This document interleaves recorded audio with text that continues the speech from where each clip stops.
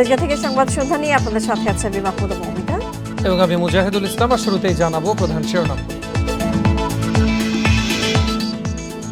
ঢাকায় ব্যাটারি রিকশা চালু রাখতে প্রধানমন্ত্রীর নির্দেশ, প্রণয়ন করতে হবে গতি ও কাঠামো সহ নীতিমালা।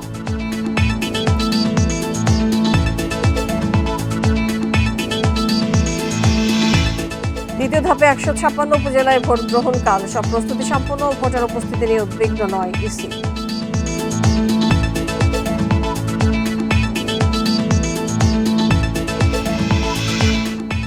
ছোট আমানতও পরিশোধ করতে পারছে না আইসিবি ইসলামিক ব্যাংক, প্রধান কার্যালয়ে গ্রাহকদের ভিড়।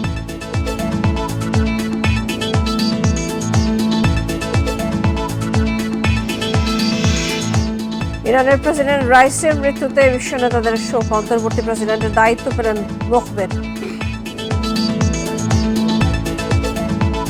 ঢাকায় ব্যাটারি চালিত রিকশা বন্ধের সিদ্ধান্ত বাতিল করেছেন প্রধানমন্ত্রী শেখ হাসিনা। সকালে মন্ত্রিসভার বৈঠকে এই সিদ্ধান্ত নেওয়া হয়েছে বলে জানান সড়ক পরিবহন মন্ত্রী ওবায়দুল কাদের। বলেন, বর্তমান বাজার পরিস্থিতি বিবেচনায় স্বল্প আয়ের মানুষের সুবিধার জন্যই আগের সিদ্ধান্ত পরিবর্তন করা হয়েছে। দুপুরে রাজধানীর বঙ্গবন্ধু এভিনিউয়ে এসব কথা বলেন তিনি। রাজধানীতে ব্যাটারি চালিত অটোরিকশা বন্ধের প্রতিবাদে দ্বিতীয় দিনের মতো সোমবার সকালে বিভিন্ন এলাকায় বিক্ষোভে নামে চালকেরা। তবে কয়েক ঘন্টার মধ্যেই এ বিষয়ে সরকারের সিদ্ধান্ত পরিবর্তনের খবর আসে। রাজধানীর বঙ্গবন্ধু এভিনিউয়ে আওয়ামী ওলামা লীগের প্রথম প্রতিষ্ঠাবার্ষিকীর সমাবেশে দলের সাধারণ সম্পাদক ওবায়দুল কাদের মন্ত্রিসভায় নেওয়া প্রধানমন্ত্রীর সিদ্ধান্তের কথা জানান। সর্বসম্মতভাবে সিদ্ধান্ত ছিল, কিন্তু আজকে মন্ত্রিসভার বৈঠকে প্রধানমন্ত্রী সিটি এলাকা ব্যাটারি চালিত গাড়ি বন্ধের যে নির্দেশ, সেটা পরিবর্তন করে চালু রাখা তিনি নির্দেশ দিয়েছেন। মানবিক দিক বিবেচনায় নিয়ে প্রধানমন্ত্রী এ সিদ্ধান্ত নিয়েছেন বলে জানান সড়ক পরিবহন ও সেতুমন্ত্রী। এই দুর্মূল্যের বাজারে মানুষের নিম্ন আয়ের, স্বল্প আয়ের মানুষদের কষ্টের, দুঃখের বিষয়টা স্মরণ করিয়ে প্রধানমন্ত্রী আমাদের দেশরত্ন শেখ হাসিনা তিনি বলেছেন, নির্দেশনা দিয়েছেন। তবে 22টি মহাসড়কে আগের সিদ্ধান্ত অনুযায়ী ব্যাটারি চালিত অটোরিকশা চলাচল বন্ধ থাকবে বলেও জানান ওবায়দুল কাদের। ঢাকা সিটিতে Shahadat Swapan, Independent News, Dhaka. Battery চালিত রিকশা চলাচলের অনুমতি দিয়েছেন প্রধানমন্ত্রী। এছাড়া বাণিজ্য প্রতিমন্ত্রীকে বাজার তদারকির কঠোর নির্দেশ দিয়েছেন তিনি। সকালে মন্ত্রিসভার বৈঠকে তিনি এসব নির্দেশনা দেন। এছাড়াও প্রধান নির্বাচন কমিশনার সহ অন্যান্য কমিশনারদের পারিতোষিক ও বিশেষাধিকার আইন 2024-এর খসড়ার চূড়ান্ত অনুমোদন দিয়েছে মন্ত্রিসভা। স্বল্প আয়ের শ্রমজীবীদের কথা বিবেচনায় ব্যাটারি চালিত রিকশা চলাচলের অনুমতি দিয়েছেন প্রধানমন্ত্রী। গতি, কাঠামো, সড়ক নির্দিষ্ট করে দেয়া ও প্রশিক্ষণ সহ এসব রিকশা চলাচলের নীতিমালা করে দেওয়ার নির্দেশও দেন তিনি। তবে মহাসড়কে এর চলাচল বন্ধ থাকবে। রাজধানীর তেজগাঁওয়ে প্রধানমন্ত্রীর কার্যালয়ে প্রধানমন্ত্রী শেখ হাসিনার সভাপতিত্বে মন্ত্রিসভার বৈঠক শেষে একথা জানান মন্ত্রিপরিষদ সচিব। বিধিমালা মাধ্যমে এটা রেগুলেট করতে হবে এবং সেই রেগুলেশনটার মধ্যে এরকম থাকবে, তাদের প্রশিক্ষণের ব্যবস্থা করতে হবে এবং তাদেরকে নির্দিষ্ট এলাকা ভাগ করে দেওয়া হবে যে এর বাইরে তারা চালাতে পারবে না, এর মধ্যে তারা চালাবে, সেটি করে দিয়েছেন। তবে কোনো অবস্থাতেই মহাসড়কে বা বড় সড়কে তারা যেতে পারবে না। পণ্যের দাম বাড়ানোর প্রবণতা রোধ ও সরবরাহ স্বাভাবিক রাখার নির্দেশনাও দেন প্রধানমন্ত্রী। কিছু কিছু পণ্যে বাজারে সাপ্লাই কোনো ক্রাইসিস না থাকা সত্ত্বেও পণ্য মূল্য বৃদ্ধির যে প্রবণতা দেখেছেন, আমি বললেন যে খুব কঠোরভাবে যেন বাজার মনিটরিংটা শুরু করা। প্রধান নির্বাচন কমিশনার 1,05,000 টাকা এবং অন্যান্য নির্বাচন কমিশনাররা 95,000 টাকা করে পাবেন, যা সুনির্দিষ্ট করে পারিতোষিক ও বিশেষাধিকার আইন 2024-এর খসড়া চূড়ান্ত অনুমোদন দিয়েছে মন্ত্রিসভা। Hasib Mahmud Shah, independent News, Dhaka. দাবি পূরণের আগে রাজধানীতে সোমবার সকালেও আন্দোলনের নামে অটোরিকশা চালকরা কোথাও কোথাও আন্দোলনকারীদের সাথে ধাওয়া পাল্টা ধাওয়ার ঘটনাও ঘটে। এদিকে রোববার মিরপুরে পুলিশের সাথে অটোরিকশা চালকদের সংঘর্ষের ঘটনায় 3 থানায় 4টি মামলা করেছে পুলিশ। গ্রেপ্তার করা হয়েছে 42 জনকে। ব্যাটারি চালিত অটোরিকশা বন্ধের প্রতিবাদে সোমবার সকালে রাজধানীর কয়েকটি সড়কে অবস্থান নেন চালকরা। ড্যামরা এলাকায় পুলিশের সাথে অটোরিকশা চালকদের ধাওয়া পাল্টা ধাওয়ার ঘটনা ঘটে। মোহাম্মদপুর বেড়িবাঁধ এলাকাতেও রাস্তায় নামে তারা। আগারগাঁওয়ের তালতলা এলাকায় জড়ো হয়ে বিক্ষোভ করতে থাকেন অটোরিকশা চালকরা। সেখান থেকে 6 জনকে আটক করা হয়। এছাড়া রামপুরা, বাড্ডা, শাহজাদপুরের মূল সড়ক অবরোধ করা হয়। এতে যান চলাচল স্থবির হয়ে পড়ে। এদিকে রোববার মিরপুরে পুলিশের সাথে অটোরিকশা চালকদের সংঘর্ষের ঘটনায় 4টি মামলা করেছে পুলিশ। তারা যেই তাণ্ডব চালিয়েছে, যে অপরাধ সংগঠিত করেছে, সেই সংক্রান্তে আপনার পল্লবী থানায় 2টি মামলা হয়েছে, কাফরুলে 1টি মামলা হয়েছে, মিরপুরে 1টি মামলা হয়েছে। এবং তারা তাণ্ডব চালানোর কারণে বাংলাদেশে প্রচলিত আইন ও বিধিবিধান মোতাবেক যে অপরাধটুকু তারা করেছে, সেই অপরাধের বিরুদ্ধে যে আইনগত ব্যবস্থা নেওয়া প্রয়োজন সেটুকুই নেওয়া হয়েছে। রোববার যেসব জায়গায় আন্দোলনকারীরা অবরোধ করেছিল সেসব স্থানে সোমবার সকালে মোতায়েন ছিল বাড়তি police. Adilur Rahman, independent News, Dhaka.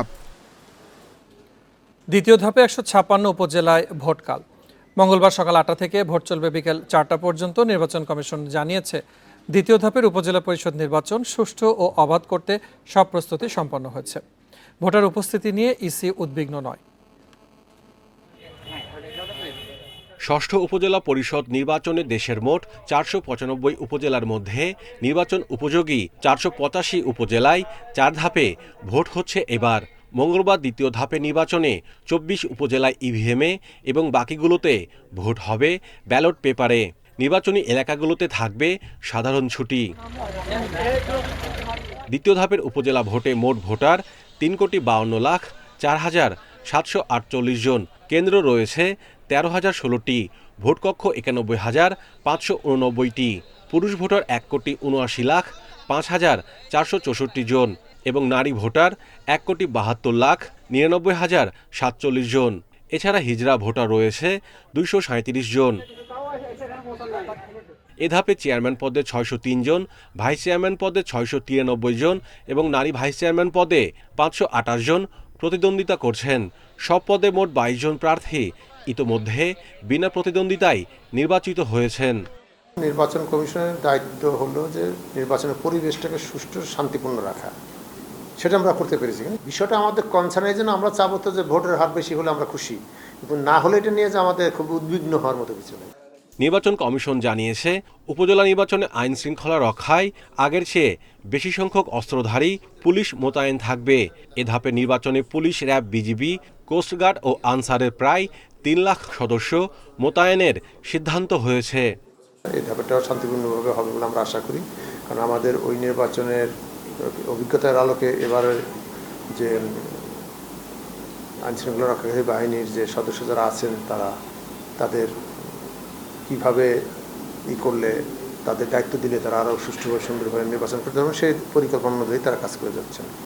সাধারণ কেন্দ্রে 19 জন ও ঝুঁকিপূর্ণ কেন্দ্রে 20 থেকে 21 জন সদস্য মোতায়েন থাকবে। ভোট শান্তিপূর্ণ করতে 458 প্লাটুন বিজিবি মোতায়েন থাকবে। Mahmudul Hasan, independent News, Dhaka. ICB Islamic ব্যাংকের বিভিন্ন শাখায় আমানতে টাকা তুলতে না পারে গ্রাহকরা ভিড় করছে প্রধান কার্যালয়ে। ছোট অঙ্কের আমানত পরিশোধ করতে পারছে না ব্যাংকটি। ব্যবস্থাপনা পরিচালক বলছেন, একসঙ্গে বড় অঙ্কের আমানত তুলে নেওয়ায় চাপে পড়েছে ব্যাংক। পরিস্থিতি সামাল দিতে সম্পদ বিক্রি করে তারল্য বাড়ানোর চেষ্টা চলছে। আইসিবি ইসলামিক ব্যাংকের কারওয়ান বাজার শাখার পাশেই এটিএম বুথ। সেখানে নেই কোনো নগদ টাকা। জানা যায়, কয়েক মাস ধরেই এমন পরিস্থিতি। অল্প কিছু টাকার জন্য ব্যাংকের শাখায় ঘুরছেন গ্রাহকরাও। 26,000 টাকা মাত্র, কিন্তু সেটাও ব্যাংক দিতে পারছে না আর কি। তো অনেকক্ষণ বলার পরে 3,000 টাকা আর কি দিতে রাজি হয়েছে। 3,000 টাকা আমাকে দিছে। ঘটনার বিস্তারিত জানতে ক্যামেরা নিয়ে প্রবেশে বাধা দেন নিরাপত্তা রক্ষী। বাইরে থেকে দেখা যায় আরও কয়েকজন গ্রাহক, তবে কেউ টাকা রাখতে নয়, আমানতের টাকা তুলতেই ঘুরছেন দিনের পর দিন। সঞ্চয়পত্র থেকে ডিপিএসের লাভ জমা হয়েছিল আইসিআইসিআই ব্যাংক থেকে আমরা একটা ডিপিএস করছিলাম 15,000 টাকা করে প্রতি মাস। এখন মিউচুয়ার হয়ে গেছে 2 মাস হয়ে গেছে এখন সেই ডিপিএসের টাকাটা আমরা পাচ্ছি না। আইসিবি ইসলামিক ব্যাংকের প্রধান কার্যালয়ে দেখা যায় এমন বেশ কয়েকজন গ্রাহককে। শাখা অফিসে আমানতের টাকা না পেয়ে ভিড় করছেন বড় কর্তাদের কাছে। বাংলাদেশ ব্যাংকের তথ্য মতে 2023 সালে ব্যাংকটি 1,823 কোটি টাকার মূলধন ঘাটতিতে পড়ে। তাদের মোট 790 কোটি টাকা ঋণের 87% মন্দ ঋণ। বাংলাদেশ ব্যাংকের লাল তালিকাভুক্ত হওয়ার খবরে গ্রাহকদের মধ্যে আস্থা সংকট বেড়েছে বলে মনে করেন ব্যাংকটির ব্যবস্থাপনা পরিচালক। চলতি বছর এখন পর্যন্ত 52 কোটি টাকা আমানতকারীদের পরিশোধ করেছি। এতে তারল্যের পুরোটাই শেষ। আগে কখনো এভাবে টাকা তুলে নিতে দেখিনি। এটা একরকম বিস্ময়কর। আমরা যার জন্য প্রস্তুত ছিলাম না। তবে গ্রাহকদের বলবো, আমাদের নতুন কোনো ঋণ অনিয়মিত হয়নি। আমানত নিয়ে আতঙ্কিত হওয়ার কিছু নাই। জুনের মধ্যে পরিস্থিতি স্বাভাবিক হয়ে আসবে। চরম তারল্য ঘাটতিতে জানুয়ারির শেষ দিকে বাংলাদেশ ব্যাংক থেকে জামানত মুক্ত 50 কোটি টাকা সহায়তা চায় আইসিবি ইসলামিক ব্যাংক। আগেই ব্যাংকটির 425 কোটি টাকা দেনা থাকায় আবেদন প্রত্যাখ্যান করে কেন্দ্রীয় bank. Hari Saha, independent News, Dhaka. জাতীয় সংসদের বাজেট অধিবেশন শুরু হবে 5 জুন। সংবিধানের 72 অনুচ্ছেদের 1 দফার ক্ষমতা বলে এই অধিবেশন ডেকেছেন রাষ্ট্রপতি মোহাম্মদ শাহাবুদ্দিন। সংসদ সচিবালয়ের সিনিয়র সচিব কে এম আব্দুল সালামের সই করা বিজ্ঞপ্তিতে এই কথা জানানো হয়েছে। 5 জুন বিকেল 5টায় অধিবেশন শুরু হবে। শুরুতে ভাষণ দেবেন রাষ্ট্রপতি, পরে ওই ভাষণের ওপরে ধন্যবাদ প্রস্তাবের ওপরে আলোচনায় অংশ নেবেন সংসদ সদস্যরা। অধিবেশন শুরুর আগে সংসদ ভবনে সংসদের কার্য উপদেষ্টা কমিটির বৈঠক হবে। সেখানে অধিবেশনের মেয়াদ নির্ধারণ ছাড়াও আলোচ্য সূচি ও কার্য বিবরণী নিয়ে আলোচনা হবে। সংসদ সচিবালয় সূত্রে জানা গেছে, 6 জুন জাতীয় সংসদে 2024-25 অর্থ বছরের বাজেট প্রস্তাব করবেন অর্থমন্ত্রী আবুল হাসান মাহমুদ আলী। বাজেট অধিবেশনে হওয়ায় এবারের অধিবেশন দীর্ঘ হবে বলে জানা গেছে। কাল ঢাকা আসছেন অস্ট্রেলিয়ার পররাষ্ট্রমন্ত্রী পেনি ওং। 2 দিনের সফরে প্রধানমন্ত্রী এবং পররাষ্ট্রমন্ত্রীর সঙ্গে বৈঠক করবেন তিনি। এছাড়া কক্সবাজারের রোহিঙ্গা আশ্রয় শিবির পরিদর্শন করবেন। দুপুরে পররাষ্ট্রমন্ত্রী জানান, আলোচনা হবে জ্বালানি আমদানি সহ দ্বিপাক্ষিক ইস্যুতে। এ সময় তিনি আরও জানান, কিরগিজস্তান থেকে এখনই শিক্ষার্থী ফিরিয়ে আনা হবে না। প্রায় 30 বছর পর অস্ট্রেলিয়ার কোনো পররাষ্ট্রমন্ত্রী ঢাকা আসছেন। 2 দিন সফর করবেন পেনি ওয়াং। মঙ্গলবার পররাষ্ট্রমন্ত্রীর সঙ্গে বৈঠক করবেন পেনি ওয়াং। আলোচনায় গুরুত্ব পাবে রোহিঙ্গা সংকট, অভিবাসন, শিক্ষা ও ব্লু ইকোনমি। তবে জ্বালানি আমদানি ও বিনিয়োগ বাড়ানোর উপর জোর দেবে ঢাকা। আর ক্যানবেরার আগ্রহ ইন্দো প্যাসিফিক এবং আঞ্চলিক ও বৈশ্বিক নিরাপত্তা ইস্যু। জ্বালানি বিষয়টাও স্বাভাবিকভাবেই আসতে পারে। স্কিল মাইগ্রেশনের ব্যাপারে আমরা আলোচনা করব। একই সাথে সিজনাল ওয়ার্কার তারা যাতে নেই, সেগুলো নিয়ে আমরা আলোচনা করব।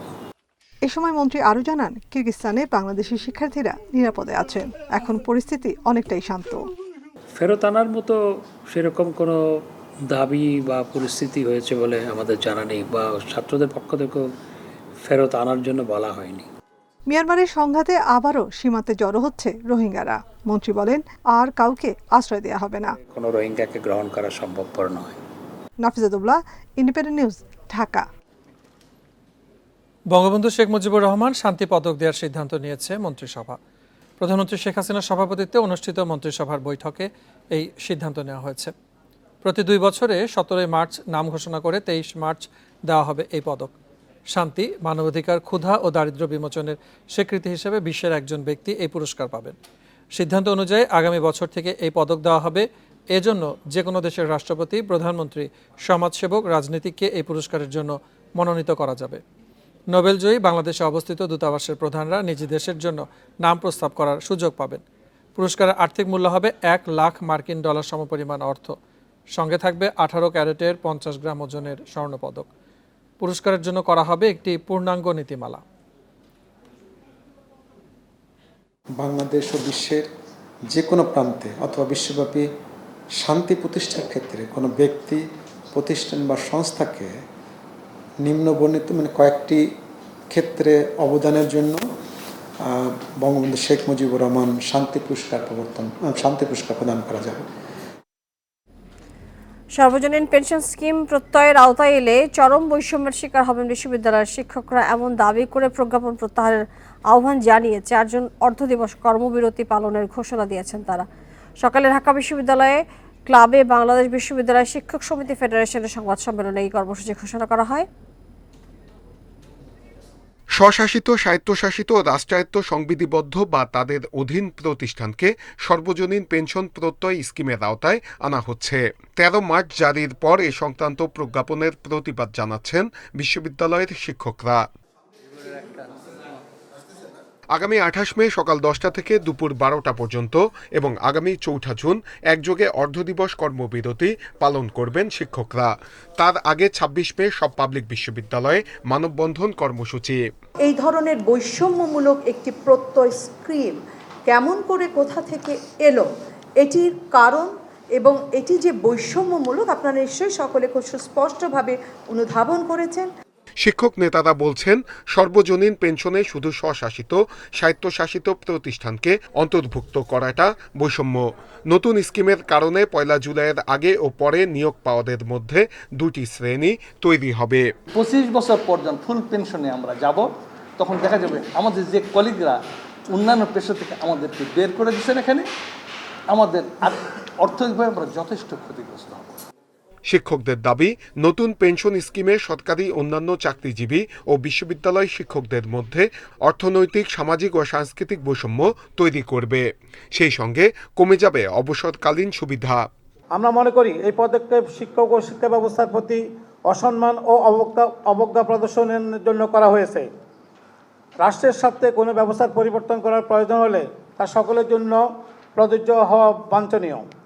কোনো আলোচনা না করেই সর্বজনীন পেনশন স্কিম চাপিয়ে দেওয়াটা অনৈতিক বলেও মনে করছেন শিক্ষকরা। নূরে আলম, ইন্ডিপেন্ডেন্ট নিউজ, ঢাকা। চলচ্চিত্র শিল্পী সমিতির 2024-26 মেয়াদের নির্বাচনের সম্পাদক পদে মোনার হোসেন ডিপজলের দায়িত্ব পালনে স্থগিতাদেশ দিয়েছে হাইকোর্ট। একই সঙ্গে চলচ্চিত্র শিল্পী সমিতির নির্বাচনে অনিয়মের ঘটনা তদন্তের নির্দেশ দিয়েছে আদালত। দুপুরে বিচারপতি নাইমা হায়দার ও বিচারপতি কাজী জিনাত হকের হাইকোর্ট বেঞ্চ এই আদেশ দেন। বুধবার বাংলাদেশ চলচ্চিত্র শিল্পী সমিতির 2024-26 মেয়াদী নির্বাচন বাতিল চেয়ে হাইকোর্টে রিট করেন পরাজিত সাধারণ সম্পাদক প্রার্থী নাসরিন আক্তার নিপুণ। রিটে মিশা ডিপজলের নেতৃত্বাধীন কমিটির দায়িত্ব পালনের নিষেধাজ্ঞা চাওয়া হয়। নির্বাচনে অনিয়ম ও কারচুপির অভিযোগ এনে এই ঘটনা তদন্তে কমিটি গঠনের নির্দেশনা চাওয়া হয়েছিল রিটে। পাশাপাশি নতুন করে নির্বাচনের তফসিল ঘোষণার নির্দেশনাও চাওয়া হয় ওই রিটে। নির্বাচনে জয়ী হয় মিশা ডিপজল প্যানেল। এতে 20 এপ্রিল শিল্পী সমিতির নির্বাচনের ফল ঘোষণা করা হয়।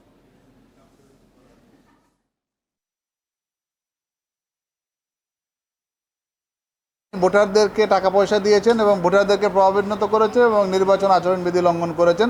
সুতরাং সভাপতি এবং সাধারণ সম্পাদক এই 2টা পদের বিরুদ্ধে আমাদের অভিযোগ ছিল, কিন্তু অভিযোগের যে সিরিয়াসনেস সেটা ছিল বেসিক্যালি রেসপন্ডেন্ট নাম্বার 10 মনোহর হোসেন ডিপজলের বিরুদ্ধে, এবং আদালত শুধুমাত্র একটা পদের উপরে স্থগিতাদেশ দিয়েছে।